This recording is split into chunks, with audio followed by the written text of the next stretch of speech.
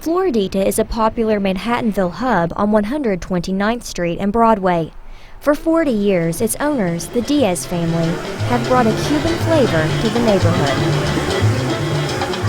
We have the omelets, we have appetizers, we have soups, we have mofongo, salads, chickens, meats, fish, sandwiches, even a children's menu.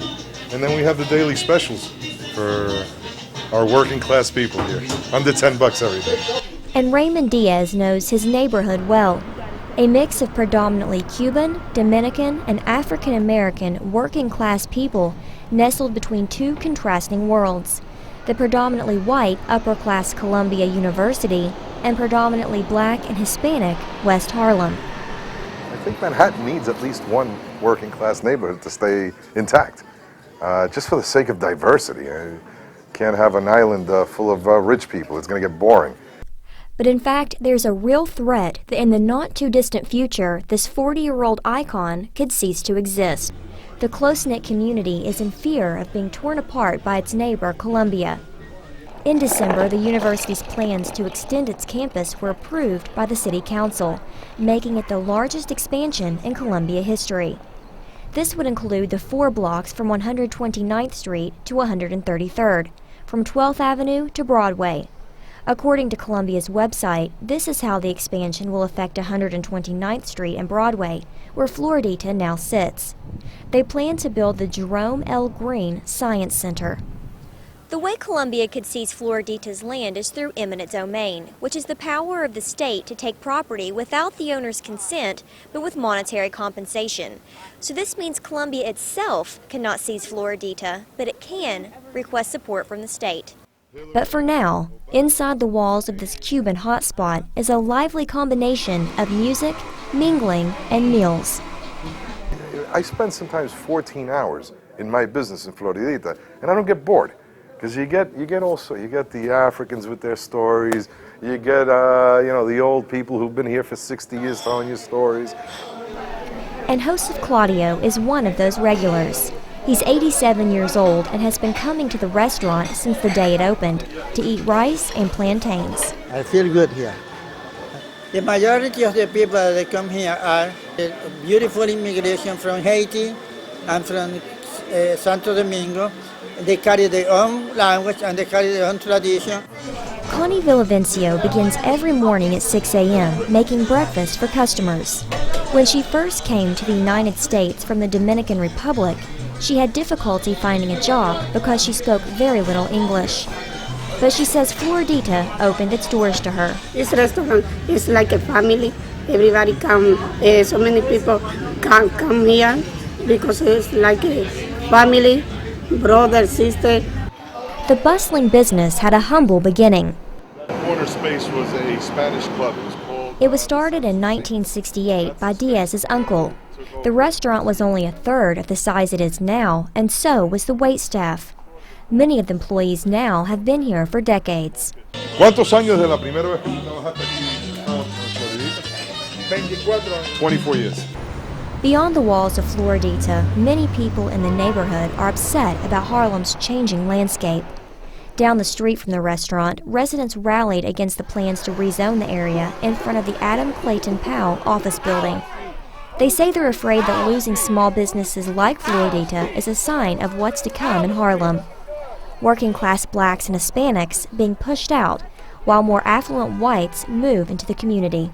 What I liken to what's happening in Harlem is like chemotherapy. You come in and they clean out what chemo does. It gets rid of some of the bad, but a lot of the good. If you take a look at the majority of eminent domain cases that exist in this country, the victims, for the most part, are the meek, the weak, the poor, and minorities. The other big class of victims are practically always small businesses. Walter South is a member of Community Board 9. He is fighting to keep Columbia from using eminent domain to take over small businesses like Floridita.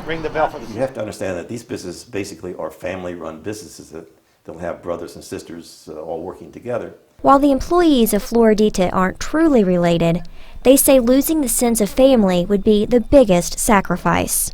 ¿Qué opinión tienes sobre la posibilidad de que Floridita se tenga que mudar o ir de aquí? Creo que no, aquí no nunca. He doesn't want it. I think you got the gist of it from his face. No, people who've worked here for 20 years, 30 years, certainly don't want this to go anywhere, even if it's a relocation. So you're probably going to get the same response from all of them. They've made careers out of this. And Connie, whom some customers refer to as Mom, says losing this job would be a real setback, financially and emotionally. The single mother says employees at Floridita have been the only family she's known since moving to the U.S. I feel very bad. You know, I cry sometimes. Very, very bad. And it's not just the elders who are worried.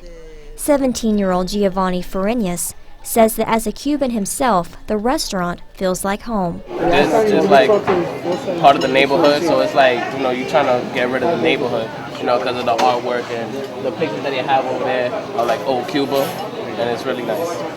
It makes you feel at home, like it gives you somewhere where you can just have fun, I guess. Like, I guess if Colombia is to take this away, you kind of lose a part of the community, you lose a part of your home and whatnot.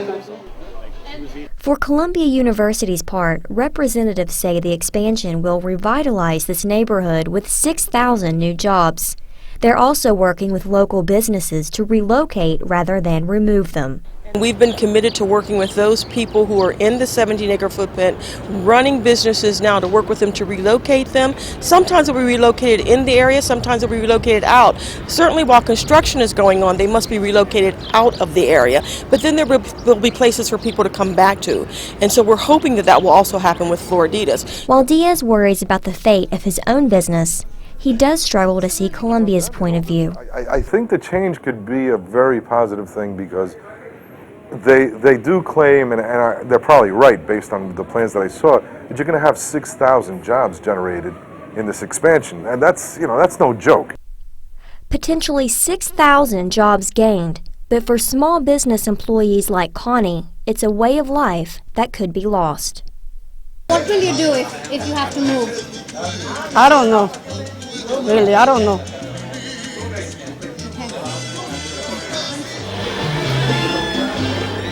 It's diverse, it's exciting, it's a very dynamic place, and I'd like to keep it around.